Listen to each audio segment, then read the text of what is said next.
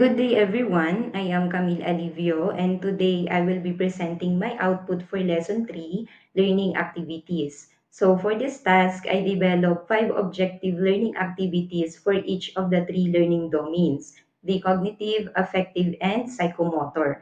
I will explain the key verb used in every learning activity and why it belongs to its specific domain, so we can clearly see what type of learning each activity develops. So let's start with the first domain. The first domain is the cognitive domain. The cognitive domain is focused on thinking, understanding, and interpreting information. We use this domain when students recall lessons, analyze ideas, evaluate facts, or solve problems. So here are the 5 learning activities I developed for this domain.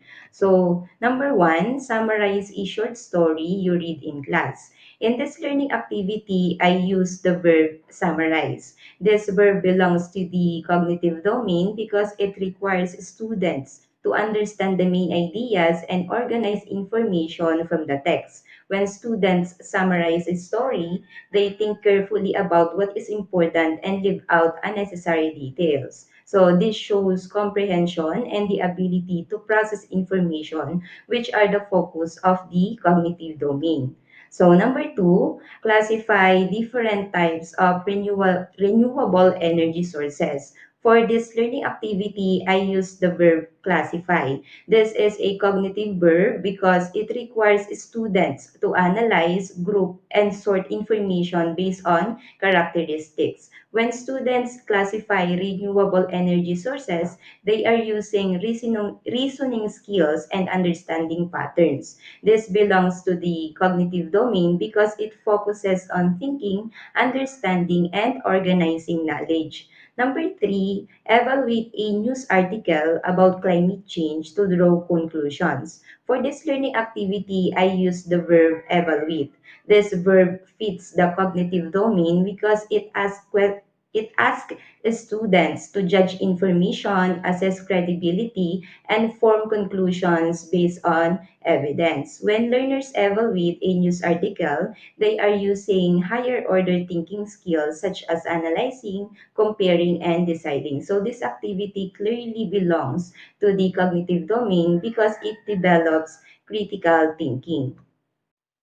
So number 4, analyze the argument in a student-written opinion article. For this learning activity, I use the verb analyze. This is cognitive because students break down the argument into parts and examine how the ideas connect.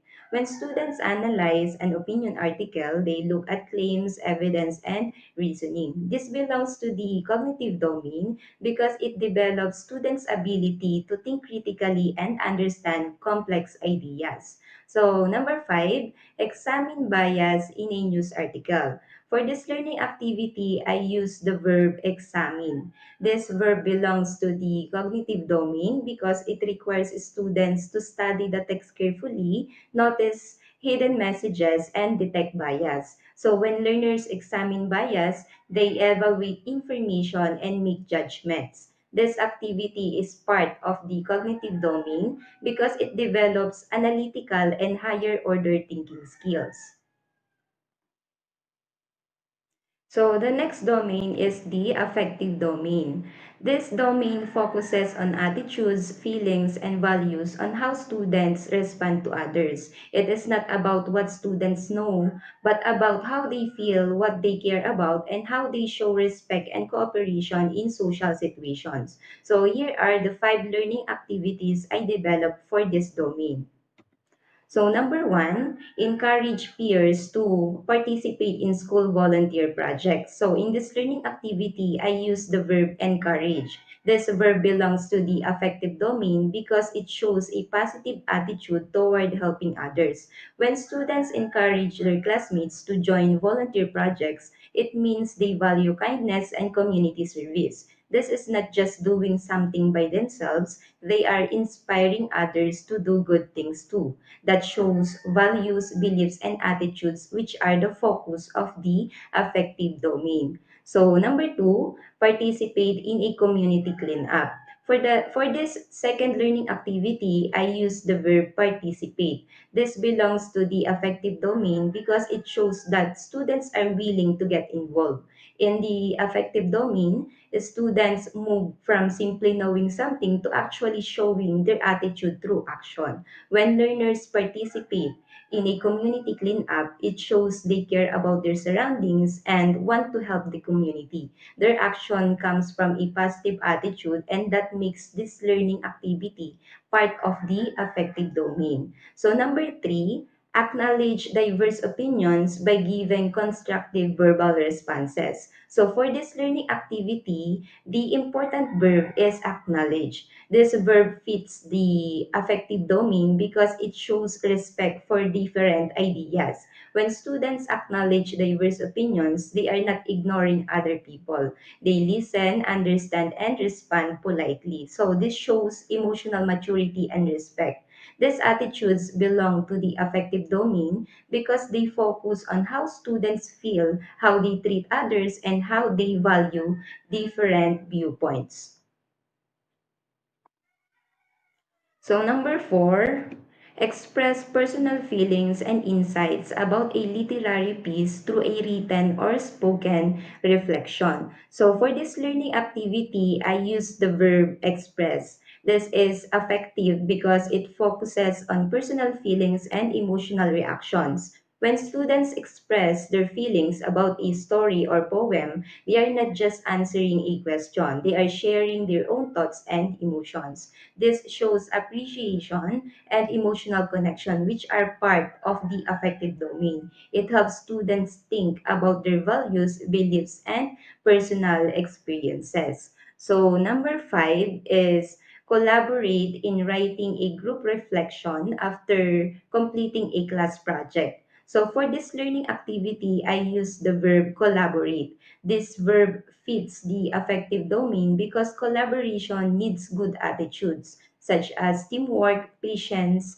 respect, and cooperation. Students must listen to each other and work together. So this activity is effective because it develops social values and positive behavior while working as a group. So it shows that students are willing to contribute and respect others' ideas. So finally, we have the psychomotor domain. So this domain focuses on physical movement, coordination, hands-on skills, and practical performance. So these activities allow students to learn by doing and to demonstrate their skills through observable actions. So here are the five learning activities I developed. So number one, observe a specimen using a microscope. For this learning activity, I use the verb observe.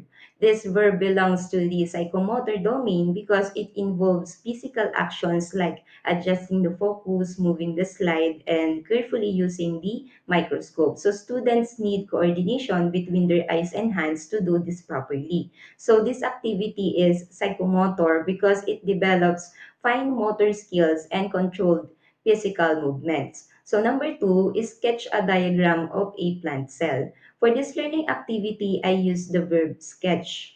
This is a psychomotor verb because drawing a plant cell requires hand movement, precision, and control. So students use their hands and eyes together to create an accurate diagram. This activity belongs to the psychomotor domain because it focuses on performing a physical skill that can be observed and measured. Number three, construct a paper model of a volcano. For this learning activity, I use the verb construct. This verb is psychomotor because students assemble and shape materials to build a model. So they use hands-on skills, coordination, and technique to complete the task.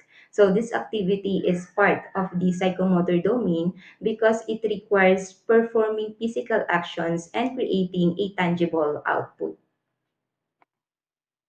Number four, perform a basic first aid procedure on a classmate. So for this learning activity, I use the verb perform. So this verb belongs to the psychomotor domain because the students physically demonstrate a skill by applying first aid steps. So it requires correct body movements, coordination, and step-by-step execution. So this activity is psychomotor because it focuses on action and skill performance that can be observed and evaluated. And number five, create a digital poster synthesizing arguments about a community issue. So for this learning activity, I use the verb create.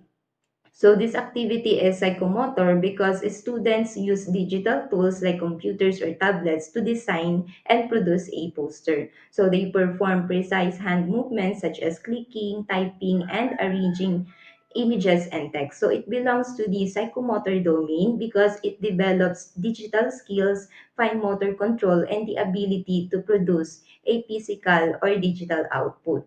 So to summarize, the three learning domains help students grow in different ways. The cognitive domain develops thinking and understanding. The affective domain shapes students' feelings, attitudes, and values. And the psychomotor domain builds physical and hands-on skills, including using tools and technology. By using the correct verbs for each domain, teachers can clearly see and measure what students are learning. So this helps us create meaningful activities that support the learning goals of a lesson.